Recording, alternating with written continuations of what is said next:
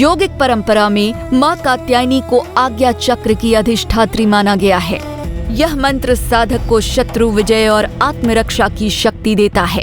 इसे बिना गुरु दीक्षा के करना उचित नहीं है। स्वागत है आपका हमारे इस वीडियो में। यहाँ हम उजागर करते हैं वो रहस्य जो पुराणों, वेदों और तंत्र की गहराइयों में छिपे रहे। आज हम बात करेंगे देवी के उस स्वरूप की जो केवल एक देवी ही नहीं बल्कि अपराजित योद्धा हैं, जिन्हें महिषासुर मर्दिनी कहा गया। ये हैं माँ कात्यायनी। तो वीडियो को अंत तक जरूर देखिए, क्योंकि मैं बताने वाली हूँ वो गुप्त रहस्य जिन्हें सुनकर आप समझेंगे कि माँ कात्यायनी केवल युद्ध की देवी नहीं बल्कि योगिनी और तांत्रिक परंपरा की गुप्त शक्ति भी हैं। पुराणों में वर्णन है, ऋषि कात्यायन ने कठोर तप किया। उनकी तपस्या से प्रसन्न होकर देवी ने उनके घर जन्म लिया, इसलिए उनका नाम पड़ा कात्यायनी। जब महिषासुर ने तीनों लोकों में आतंक फैलाया तो देवताओं ने प्रार्थना की, हे माँ, केवल आप ही इस अत्याचारी का नाश कर सकती हैं। तब माँ कात्यायनी ने अपने दिव्य शस्त्र उठाए, सिंह पर सवार होकर रणभूमि में उतरी और महिषासुर का वध किया। गुप्त रहस्य पहला, महिषासुर वध का प्रतीकात्मक रहस्य। महिषासुर यानी असुर और महिष से बनता है भैंसा, जिसका अर्थ है अज्ञान और पशु प्रवृत्ति। देवी कात्यायनी का यह युद्ध केवल बाहरी नहीं था बल्कि इसका तात्पर्य इस बात से भी था कि साधक के भीतर छिपी काम, क्रोध और मोह जैसी पशु प्रवृत्तियों का नाश उन्हीं की कृपा से होता है। दूसरा, ज्योतिषीय रहस्य। देवी कात्यायनी का संबंध बृहस्पति ग्रह और कन्या राशि से माना गया है। कहा जाता है, जिनकी कुंडली में विवाह में बाधा आती है, यदि वो नवरात्रि के छठे दिन माँ कात्यायनी की पूजा करें तो उनका कात्यायनी व्रत विवाह संबंधी दोषों को शांत करता है। तीसरा, कात्यायनी और अष्टांग योग। यौगिक परंपरा में माँ कात्यायनी को आज्ञा चक्र की अधिष्ठात्री माना गया है। यह चक्र साधक को अंतर्ज्ञान और दिव्य दृष्टि प्रदान करता है।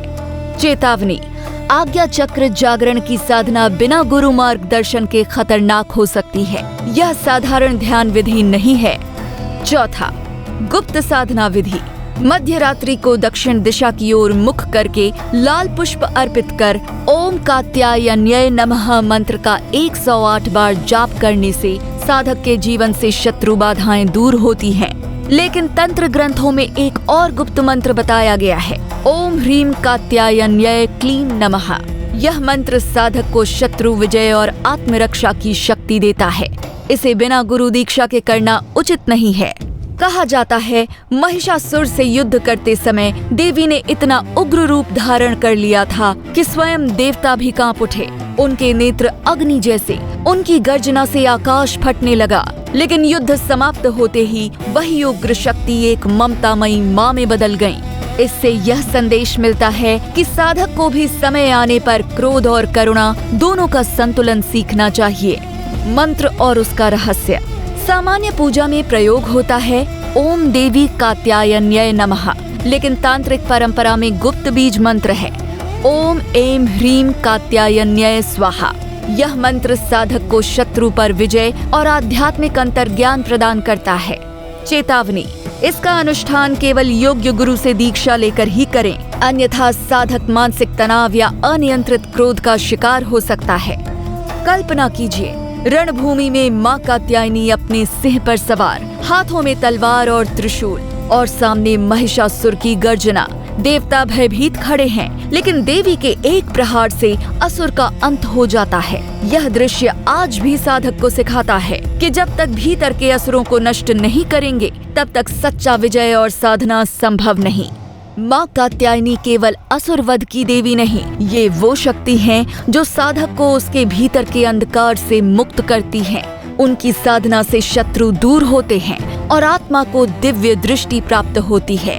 अगर ये रहस्य आपको छू गया है तो अभी हमारे चैनल को सब्सक्राइब कीजिए, क्योंकि अगले एपिसोड में हम उजागर करेंगे माँ काल रात्रि का वो रहस्य जो तांत्रिक साधना का सबसे खतरनाक और गुप्त अध्याय माना जाता है। वीडियो को लाइक और शेयर कीजिए, क्योंकि माँ कात्यायनी का आशीर्वाद केवल भक्त को ही नहीं बल्कि उसके पूरे परिवार को सुरक्षा और विजय प्रदान करता है। याद रखिए, साधना का मार्ग केवल शांति नहीं बल्कि युद्ध भी है और उस युद्ध की अधिष्ठात्री हैं मां कात्यायनी।